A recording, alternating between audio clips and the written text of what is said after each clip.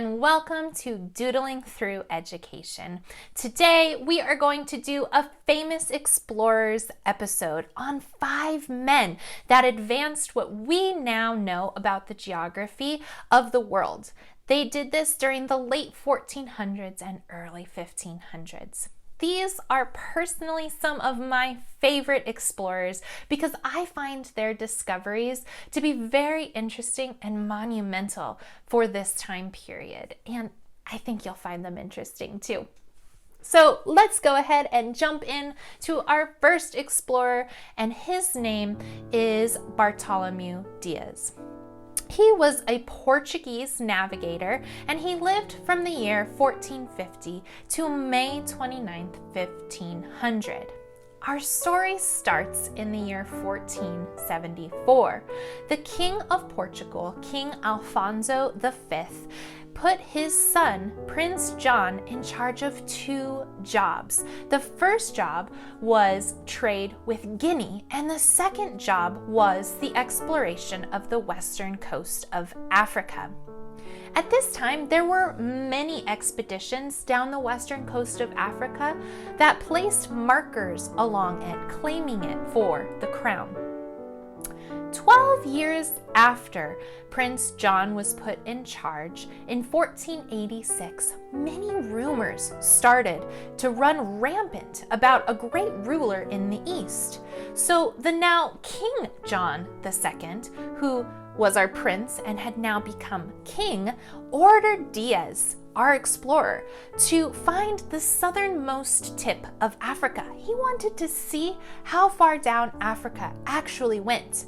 So Dias set out on this expedition with a fleet of 3 ships in the fall of 1486.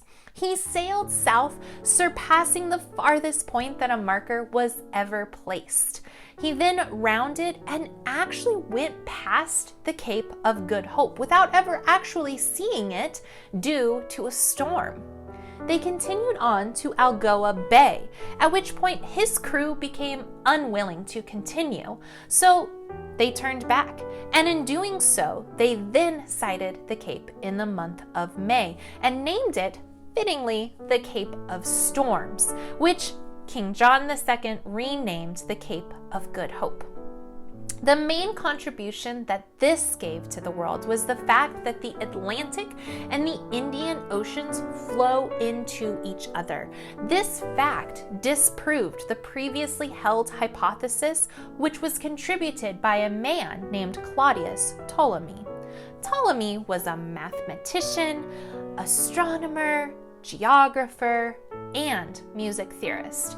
He was born in the year 100 AD. His original theory was that the Indian Ocean was landlocked on all sides, and Dias, our explorer, was able to disprove that.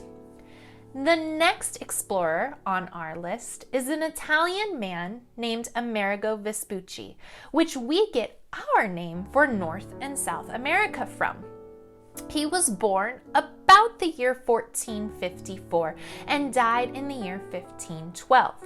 One fact that I thought was fascinating about this man was that at the time leading up to his voyages, his employer had an agent that was partially involved in fitting ships, and that due to this fact, it is thought that Vespucci was actually present when Christopher Columbus returned from his voyage. Like the Christopher Columbus. Crazy! It's also important to note that there is much debate on whether Vespucci had 4 expeditions or just 2, due to some of the documents recounting these voyages being personal letters. So, for the purposes of this video, we're just going to touch on the 2. Amerigo's first voyage was from the year 1499 to 1500. During this voyage, he reached what is now Guyana and traveled farther south, where it is said that he discovered the mouth of the Amazon River. After he returned from this voyage, he went into the service of Portugal. Vespucci was then directed to take a second voyage by the Portuguese. During this second expedition, he made his way southward to Brazil. The remainder of the voyage is disputed though, but Vespucci claimed to have continued southward, and he may have sighted Guanabara Bay and sailed as far as the Rio de la Plata, which would make Vespucci the first European to discover this estuary. The ships may have then journeyed still farther south along the coast of Patagonia, which is present-day southern Argentina. The return route is unknown, but regardless, Vespucci's ships anchored at Lisbon on July 22nd, 1502. His main contribution is that now it was widely accepted that the Americas were not, in fact, Asia. Let's move on to our next brave explorer, and this is Spanish conquistador Vasco Núñez de Balboa. He was born in the year 1475 and died January 12, 1519. In the year 1500, Balboa sailed on a voyage of exploration down the coast of what is now Colombia. He then decided to settle in Hispaniola, which is modern-day Haiti, to become a farmer. He did not thrive and do well here as a farmer and actually acquired many debtors. So he made the choice to run and joined an expedition to bring aid and reinforcements to a colony that was on the present-day coast of Colombia.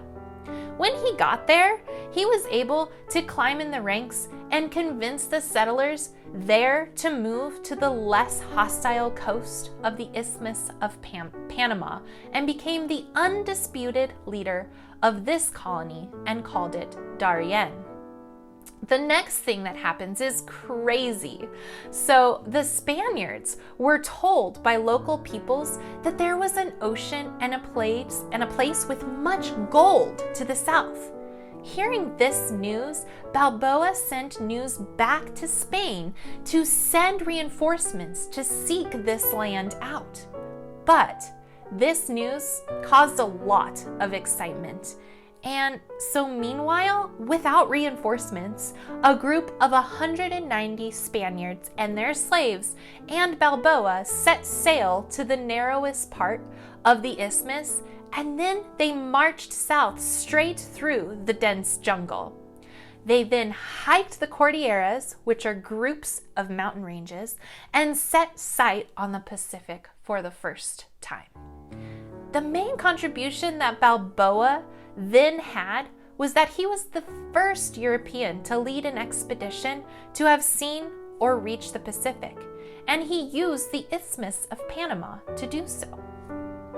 Our next explorer is a Portuguese man by the name of Ferdinand Magellan. He was born in the year 1480 and died on April 27, 1521. By far the two most notable things that Magellan is known for is that he discovered the Strait of Magellan, and he was the first explorer to circumnavigate the world. He was sponsored by Spain to travel west across the Atlantic in search of the East Indies. So this is what he did, and this starts his voyage. In doing this, he discovered the Strait of Magellan, which was originally called Channel of All Saints, which is located at the southern tip of South America. He originally had a crew of 270 men and 5 ships, but returned to Spain with only 1 ship. His crew was the first to cross the Pacific, traveling from Europe, and in doing so was the first to circumnavigate the world. This route that he used was not used to travel to the Orient in the 16th and 17th century, but it proved a major theory that all of the Earth's major waters are interconnected and that it's possible to go and sail around the world. And our last explorer for the day is a Spanish explorer by the name of Francisco Vázquez de Coronado.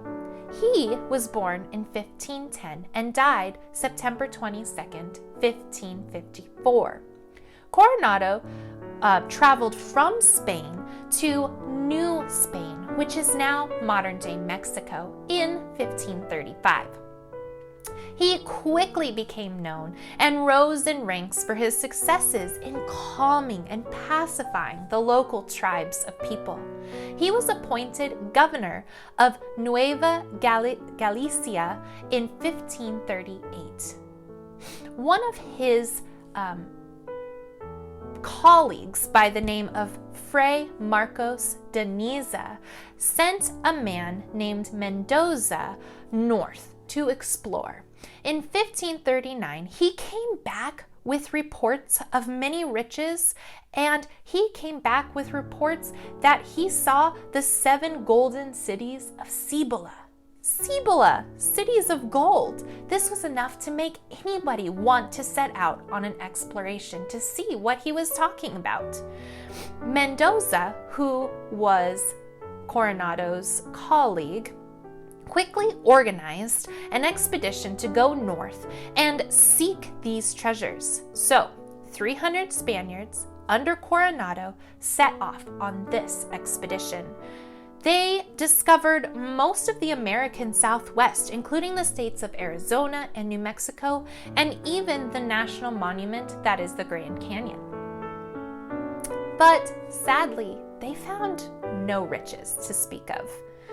Later on, in 1541, Coronado, along with just 30 other men, traveled even farther north to present-day Kansas with the hope of finding a wealthy country there.